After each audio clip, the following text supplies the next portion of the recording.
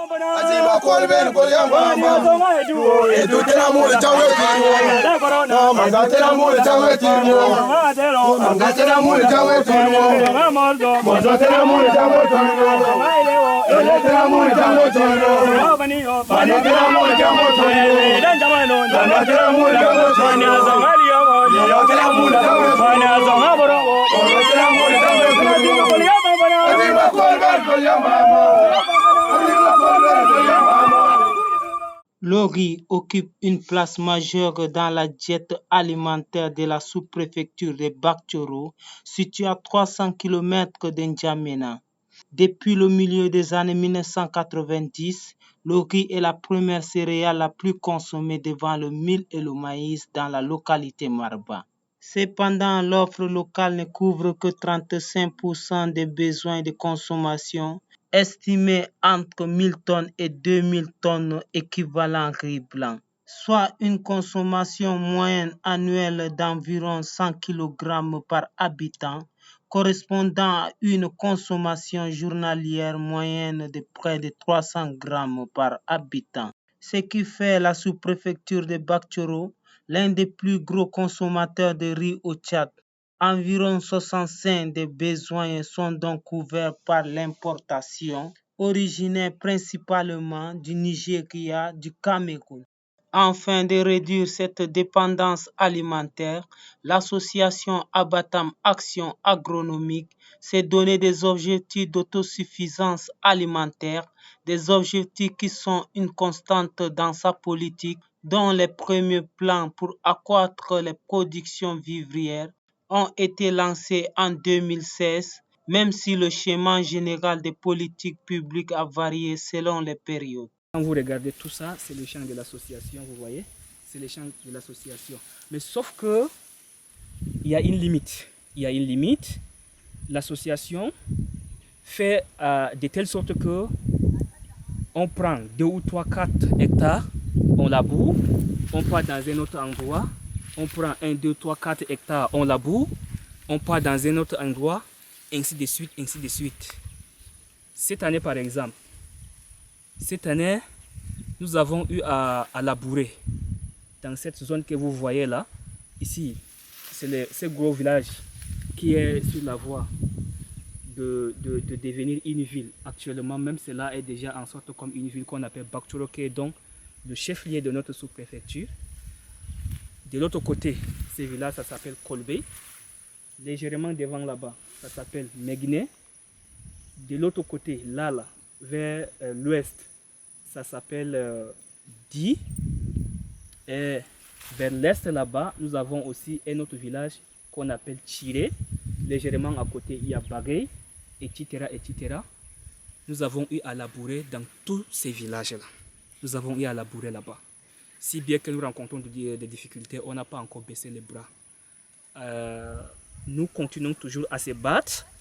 Nous allons toujours continuer à envoyer nos doléances auprès des bailleurs de fonds, auprès des personnes de bonne volonté, à eux maintenant d'apprécier nos actions, à eux maintenant de voir qu'est-ce que nous sommes en train de vouloir concrètement apporter au développement de ce pays, le Tchad. Depuis 2016, selon l'association Abatam Action Agronomique, les politiques rizicoles ont été fondées sur un interventionnisme privé très important et fort coûteux au vu des résultats obtenus. Selon les experts de l'association Abatam Action Agronomique, on assiste au manque de financement des bailleurs de fonds et le désengagement de l'État dans le secteur productif. Quand il y a la famine, c'est avec le riz de l'association là qu'on subventionne aux populations, tous les villages environnants. Avec des prix avec des prix abordables. Par exemple, ceux qui vendent leur riz au marché à 50 à 60 000, nous on met pour nous à 25, à 30, des fois 28 000, 25 pour la population. Ils viennent, ils prennent. Okay. C'est dire, je reviens encore en arrière parce que ce qui nous manque, c'est c'est la possibilité. On n'a pas de moyens.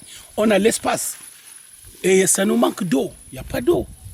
On a besoin de forages. On a besoin de forages. Et je demande à l'État tchadien de doubler des efforts pour nous soutenir, pour nous faire des forages. Même si c'est à bord, on peut les rembourser. Nous, on est capable de travailler sur toute la zone.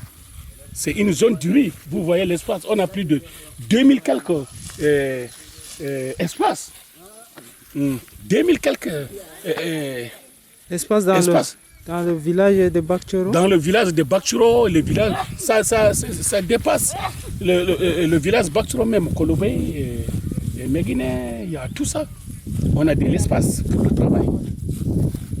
L'association Abatam Action Agronomique n'a que très peu profité des mesures de soutien de l'État et des investissements publics.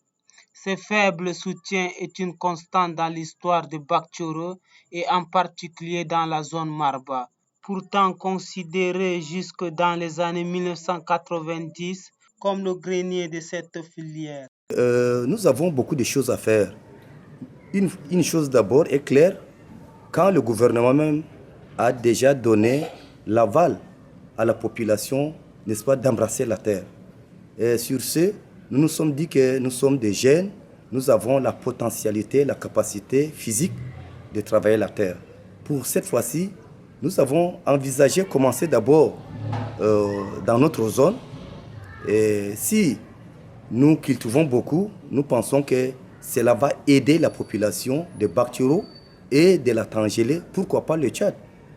Comme nous l'avons déjà vécu les années passées, nous avons beaucoup récolté et cela a aidé la population. Et nous avons aussi exporté d'autres dans la capitale.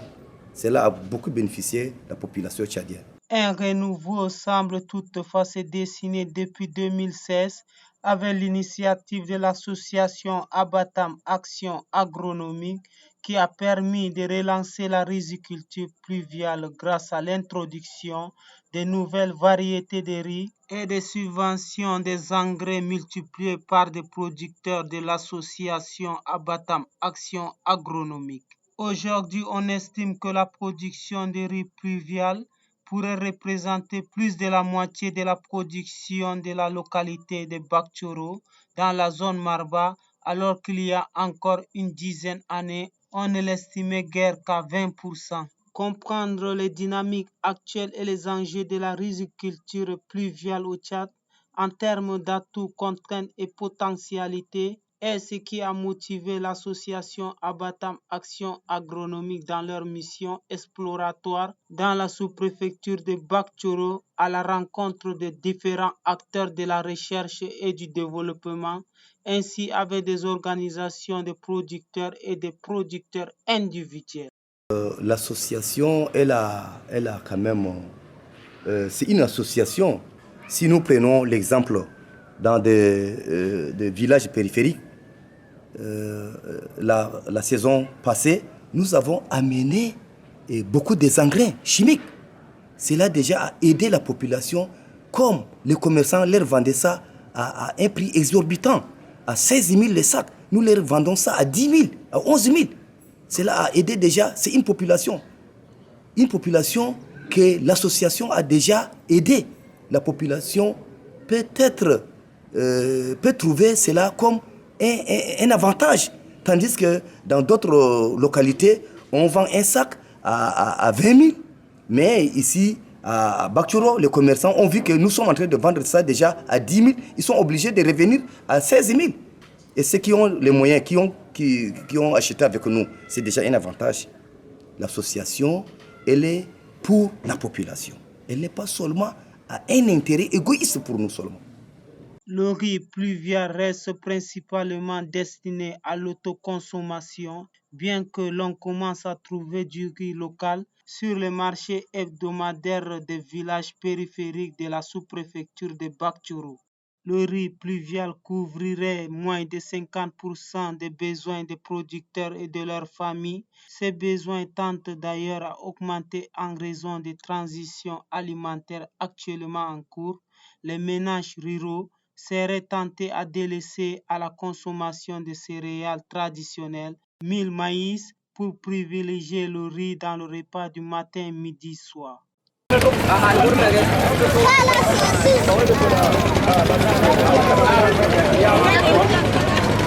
ça, on prépare la boule avec, et c'est ça aussi, on prépare le gâteau. Selon l'association Abatam Action Agronomique, les principales contraintes identifiées dans la riziculture pluviale est le manque de financement qui apporte la faible utilisation d'intrants, engrais et produits phytosanitaires, des calendriers culturaux pas toujours bien respectés, ce qui entraîne une baisse de rendement à cause du manque de pluie en fin de cycle de la culture. Ce champ, nous ne sommes pas très sûrs de nous que nous allons réussir. Nous ne sommes pas très sûrs de nous que nous allons réussir. Parce que quand vous voyez ça, il fallait encore une grande quantité d'eau pour renforcer le riz, pour ceux qui savent un peu ce que c'est le riz. Le riz est une culture qui a besoin de l'eau en grande quantité. Malheureusement, nous sommes déjà en novembre, il ne pleut plus, on n'a pas d'autres aussi moyens pour alimenter tous ces champs. Et là, nous sommes en train quand même d'observer, on va voir comment cela va se passer. Mais c'est que tout à l'heure je disais que la grande difficulté, c'est la sécheresse. Si et simplement on avait le forage à côté, vous allez vous rendre sans doute qu'on n'aura plus maintenant des inquiétudes. On va simplement irriguer le champ facilement, il n'y aura pas de problème. Mais comme le moyen fait défaut, on est limité pour le moment. Mais le bras est toujours debout. Le manque de sécurisation des parcelles en cause la divagation des animaux non maîtrisés qui affectent les cultures. Il n'est d'ailleurs pas rare de voir des parcelles entièrement détruites ou fortement endommagées. Traditionnellement, le riz apporté au moulin, surtout des bas-fonds, est fait par les femmes qui travaillent toute la journée dans les moulins. Tandis que les hommes travaillent les cultures de rente sur les plateaux, elles font appel à des équipes de jeunes pour certains travaux, désherbage, récolte. Les salaires journaliers varient selon les tâches.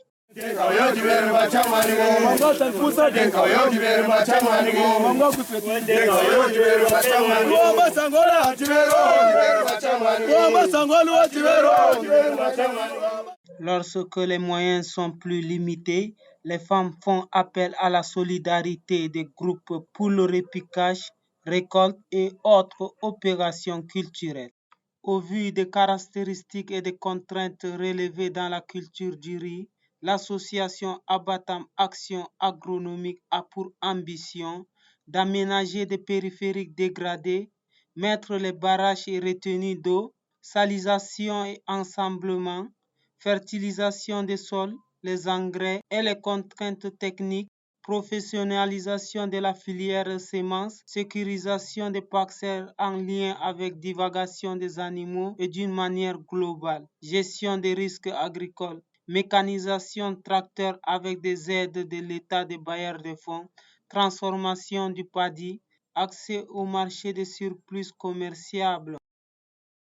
Ajiba kol ben kol ya mama edu tena mu chawe tirmo no manga tena mu chawe tirmo manga tena mu chawe tirmo mozo tena mu chawe tirmo ele tena mu chawe tirmo bani tena mu chawe tirmo dan jamano dan tena mu chawe tirmo zamali yo tena mu chawe bana zamaboro tena mu chawe tirmo ajiba kol ben kol ya mama